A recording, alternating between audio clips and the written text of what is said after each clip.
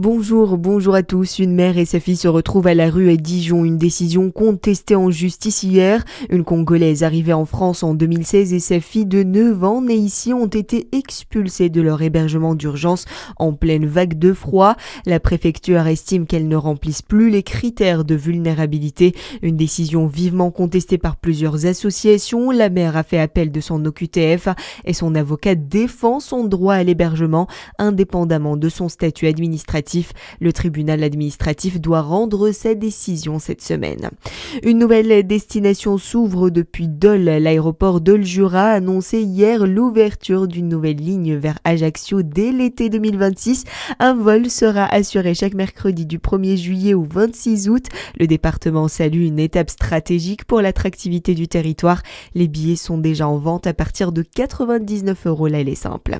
En Bourgogne-Franche-Comté, la 14e semaine de l'industrie a été lancée par le préfet de région. Une édition 2025 placée sous le thème avec l'industrie fabrique ton avenir. Objectif, faire découvrir au public les métiers et les innovations du secteur.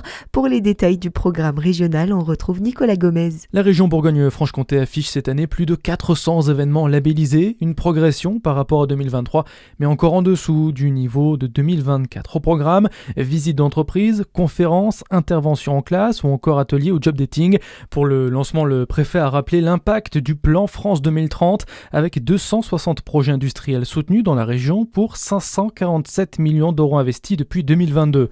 L'enjeu reste celui des compétences. Près de 153 000 recrutements ont été prévus cette année, alors que 90% des entreprises du secteur rencontraient encore des difficultés d'embauche en 2024. Dans le même contexte, l'État a publié son baromètre industriel avec une ouverture nette d'usines dans notre région. 5 sites ont ouvert ou été étendus contre 4 fermetures ou réductions d'activité.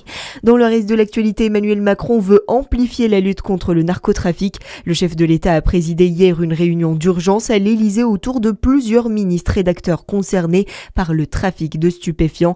Et il a notamment plaidé pour adopter la même approche que pour le terrorisme après l'assassinat à Marseille de Mehdi Kessassi. Du côté de l'enquête, le parquet de Paris et la juridiction nationale de lutte contre la criminalité se sont saisis du dossier. Il s'agirait d'un assassinat d'avertissement. Le frère de la victime, Amine Kessassi, engagé dans la lutte contre le narcotrafic, serait ainsi visé. Et puis, soirée compliquée pour la JDA à Dijon. La JDA s'incline 84-93 à domicile face au Bashkimi Prize Run en Coupe d'Europe FIBA. Une défaite qui place Dijon en très mauvaise posture pour la qualification. Elle relève désormais du miracle. Les hommes de Laurent Lignam doivent désormais espérer une victoire de Zagreb contre Reggiana aujourd'hui pour figurer parmi les meilleurs deuxièmes.